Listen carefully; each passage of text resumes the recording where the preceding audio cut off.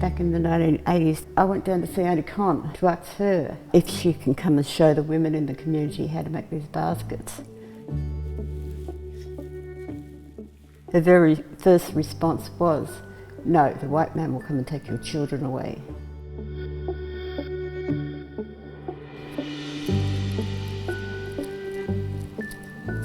I'm working with the traditional tools here, the leg bone of a kangaroo that are sharpened at one end,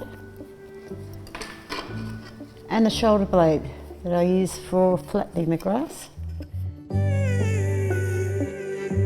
My great-great-grandmother was a basket weaver. She's weaving with the toes here. Yeah, so Jenny taught her daughter-in-laws, right down to my grandmother who was born and raised on the mission. Nan was taught how to make baskets to raise revenue for the mission, but she wasn't allowed to teach her daughter, Aunty Connie Hart. You weren't allowed to pass on your traditional crafts, your traditional art, your customary law. You weren't allowed to speak your language. So from 1866 onwards, we started to lose a lot of our culture.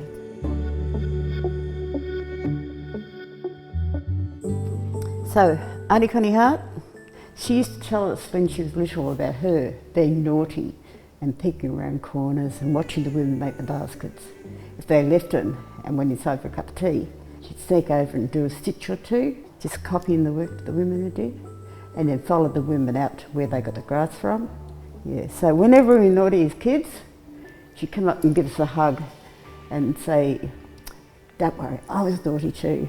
And she'd tell us this story. Down through the centre of your basket that you're making, and you pull it through, and there's your buttonhole stitch, and you Aunty keep Connie that Hart buttonhole stitch. finally realised that her children weren't going to be taken away. She didn't have policemen knocking on her door, so blinds went up, the doors became unlocked, and she went out there and taught. And that's the best what she can do.